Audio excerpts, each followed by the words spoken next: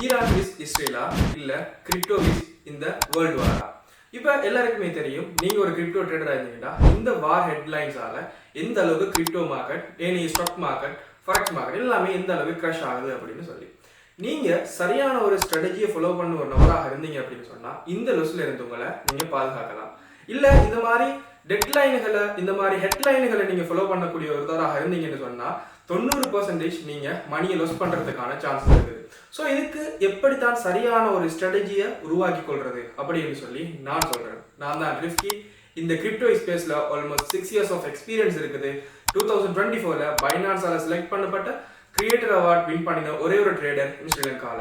Okay, இந்த trading strategy உருவாக்கும் போது நீங்க எப்பவுமே மைண்ட்ல வச்சுக்கொள்ளுங்க, லாங் டேர்முக்கான ஃபண்டமெண்டல் ஸ்ட்ராங்கான எந்த ஒரு ப்ராஜெக்டையுமே நீங்க விற்க கூடாது இந்த ஒரு கிராஷ்னால.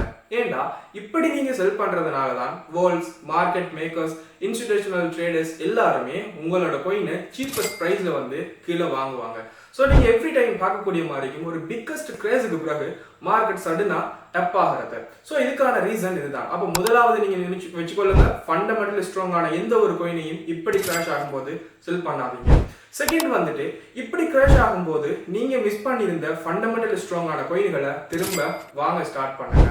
மூன்றாவது ஸ்ட்ராட்டஜி தான் நான் சொல்லுவேன், நீங்க ஒரு ஃபியூச்சர் ட்ரேட் செய்யக்கூடிய ஒரு நபராக இருந்தீங்கன்னா கண்டிப்பாக ஸ்டாப் லாஸை யூஸ் பண்ணுங்க. ஸோ இது மாதிரி நிறைய ட்ரிக்ஸ் அண்ட் டிப்ஸ்களை தெரிஞ்சு கொள்றதுக்கு நம்மளோட காயின் ட்ரேட் அகாடமி பேஜை ஃபாலோ பண்ணிக்கொள்ளுங்க. இதுக்கு பிறகு நான் வந்துட்டு டீச் பண்றேன் அபவுட் கிரிப்டோ ட்ரேடிங்கை பத்தி.